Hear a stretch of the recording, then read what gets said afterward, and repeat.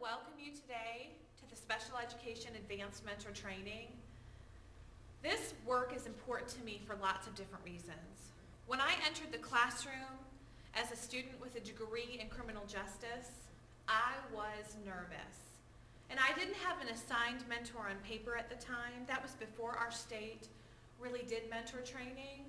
But what I know is the teacher that was my mentor, that acted as my mentor, made all the difference to me.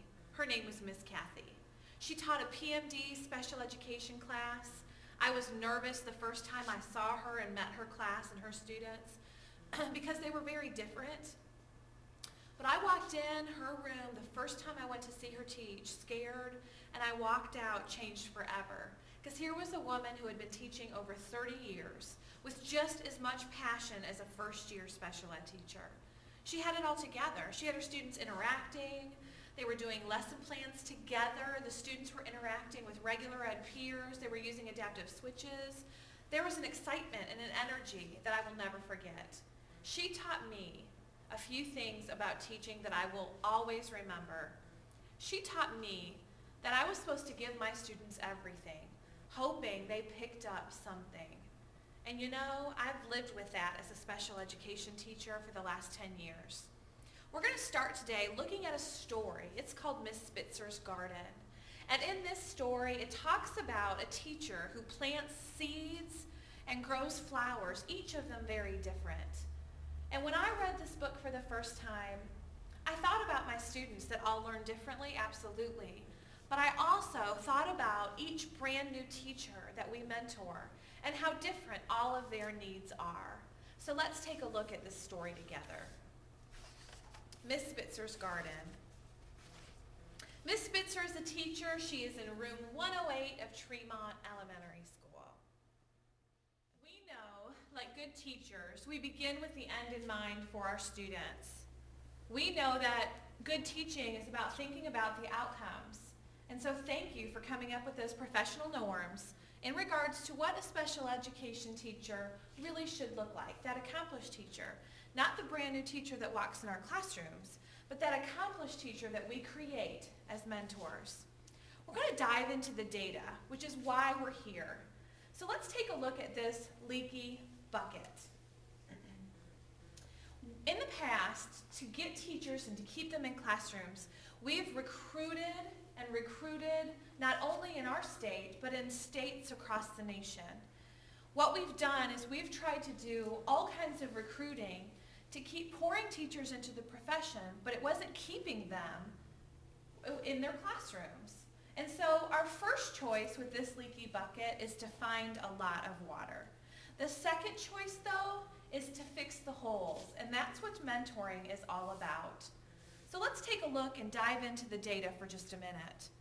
We know that teacher attrition is a serious problem. You can see from my chart here that by the 5th year, we lose 46% of our teachers. Our state's a little bit better than that, but nationwide we face a big problem. And who do you think suffers the most? That's right, it's our students. Our students suffer the most, and our schools that are most needy actually have the highest rate of teachers leaving the classroom. Let's look at some other data. We know in South Carolina, we've done a working conditions survey. And in that survey, it says that a collegial atmosphere is most important to keeping teachers in the classroom. Second to that is only building level leadership. So we know that those things are important. Why do we mentor a special ed teacher? Well, we know that colleges and universities are only expected to be able to give us 50% of the teachers we need to fill our special education classrooms, and that's a problem.